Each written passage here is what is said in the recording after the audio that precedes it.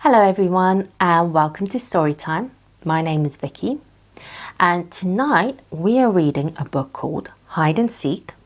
This was written by T. Albert and this is actually a free download.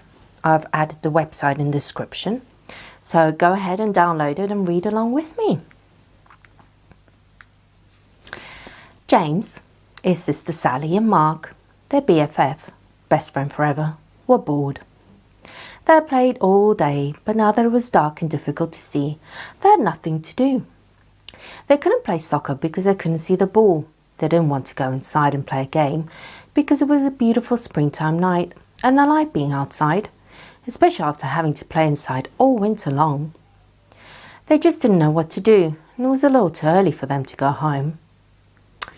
"I guess I'll just go home," Mark said in a sad voice. "Oh, come on," replied James. "We still have time for another game of something."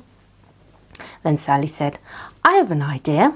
Let's play hide and seek." "I was just going to say that," James said. "Yeah, I'll bet," replied his sister. "You always said that you were thinking of whatever I think of," she snapped. "Do not," James said in a loud voice. "Do too," yelled Sally. Mark just looked down at the ground and shook his head from side to side. "They're at it again," he mumbled to himself. Then he yelled, "Okay, let's play hide and seek. I'll be the seeker." He turned, faced the big tree, closed his eyes and started counting out loud. 100, 99, 98, 97. Sally and Mark stopped arguing, looked at each other and ran off in different directions to find a hiding place. In the distance they could still hear Mark counting. 4, 3, 2, 1. "Ready or not, here I come." Then he turned and began looking for places where they could be hiding. Finding Sally was easy. She always ran off and then circled back so she could be close to base, the safe place to get before being tagged. Mark looked for the biggest tree and ran towards it, but she wasn't there. "I bet she's behind that big bush," he said to himself. So he ran to it and was ready to tag her, but she wasn't there either. As he turned around, he saw James running towards base and darted after him. Just before he touched James's shoulder, James tagged the base and yelled out, "Safe!" "Did you get Sally yet?" James asked. "No," said Mark. "I haven't been able to find her and it's getting late and we need to be heading home." So both boys yelled out, "Come on out, Sally, it's late."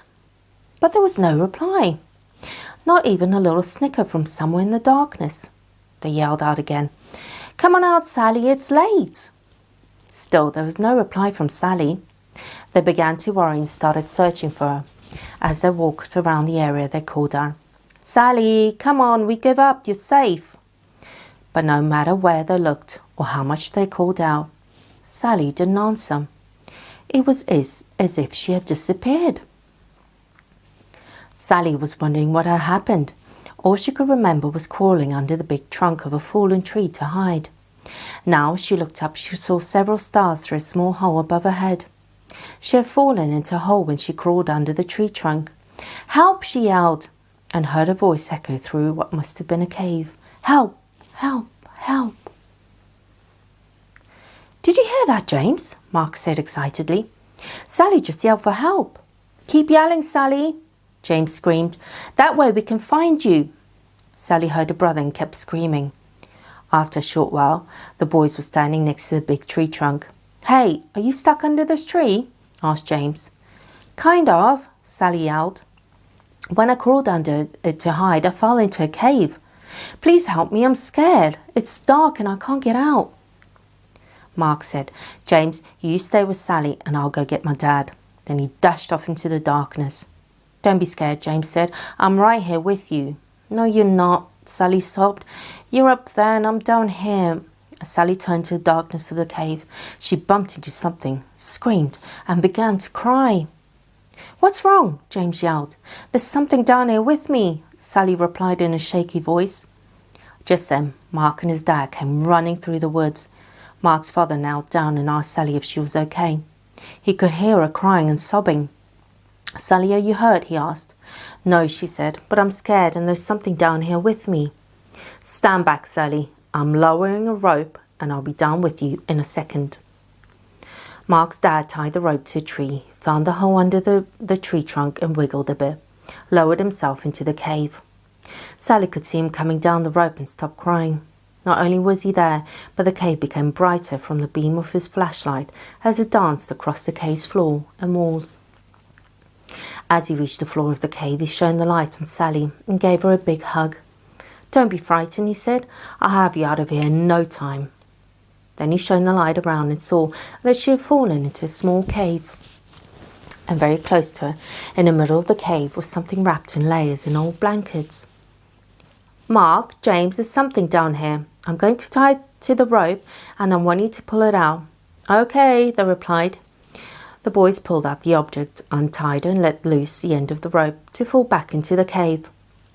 The cave wasn't deep and Mark's dad boosted Sally over his head so she could crawl out. He then grabbed the rope and with a little jump was able to grab the opening and pull himself out. "Let's go back to my house for a cup of hot tea. I'll call your parents so they aren't worried and we'll see what treasure Sally has found," he said. When they got to Mark's house, they sipped their tea and began unwrapping the treasure. They carefully peeled off layers of old blankets and cloth to reveal a wooden box. They slowly opened and stared in amazement. "Oh my," Sally said in disbelief. "I don't believe what I'm seeing." The boys and Mark's father just stared. Inside the box were jewels of every colour you can imagine. There were diamonds, rubies, sapphires and emeralds of all shapes and sizes. Intermixed they could see several gold coins and strands of pearls. "We're rich!" the boys screamed.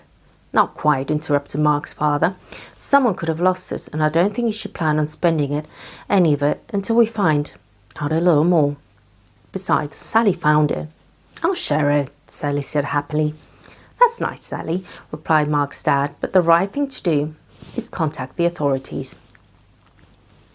The next day, the four of them and Sally's mother drove to the police station, explained what had happened, and gave the treasure to the police to hold while they conducted their investigation. They left the police station sadly, and even the double-dipped ice cream cones Mark's father bought for them didn't make them smile. They drove back in silence. Several weeks passed, with no word from the police. Then, one evening, Mark's father called James, Sally, and their parents. "The police just called and I think you should come over right now," he said.